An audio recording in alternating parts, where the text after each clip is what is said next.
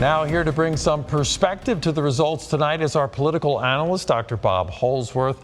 Bob, thanks for sticking around for this late hour, but kind of an earthquake out there. What happened in the General Assembly races? Well, ultimately here, what we see is the Democrats hold on to the majority. They have at least 21 seats. There's one seat left to be determined. Have to see what happens there. And they have a majority in the House right now. So the minority leader, Don Scott, was correct in saying we just took the 51st seat? A vote in Virginia Beach was finished, and then the Democrat took that seat.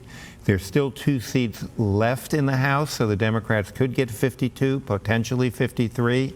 And so the Democrats have to think this is an extraordinary evening for them, that by and large, a defeat that really takes some of the luster, I think, off of Governor Youngkin's, political star tonight. So tell us about that, because we had heard so much about the fact that he was making an effort. He'd spent money from his PACs on various races here, and that he was kind of going all in on trying to get unified Republican government in a sense, to enhance his national. Well, and also to enhance his capacity to have an agenda that was going to be pursued successfully here in Virginia.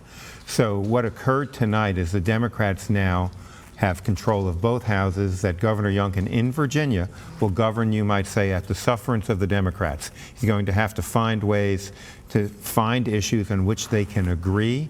The hot button litmus test issues that he might want to take on the national stage will not be able to be pursued in Virginia, because the Democrats are going to be a brick wall against those kind of issues, Bill. Now, was this foreseen, or is this a total shock, do you think? I think it was a surprise for the Republicans. I think they thought they would have momentum, that Governor Youngkin did so well in 21. Here was a governor who went out and he went in 150%, not only with his money, but with his effort. He was out there campaigning all the time. He was on television. And at the end of the day, the Democrats had a clearer message. It was no abortion ban. The governor said he wanted this 15-week compromise, right, that this would be something that people could agree upon. The Democrats said no, that the situation that we now have in Virginia is fine.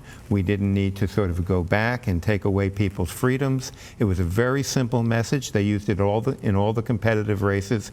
And at the end of the day, it was clearer than the message that the Republicans put forward. All right. Well, thank you for those insights, Bob. And we're going to be talking about this for quite a while. You can find all of our election coverage and the results as they become finalized. There's still a few races left, by going to WTVR.com. And we, of course, will have the latest starting tomorrow morning at 4:30 a.m.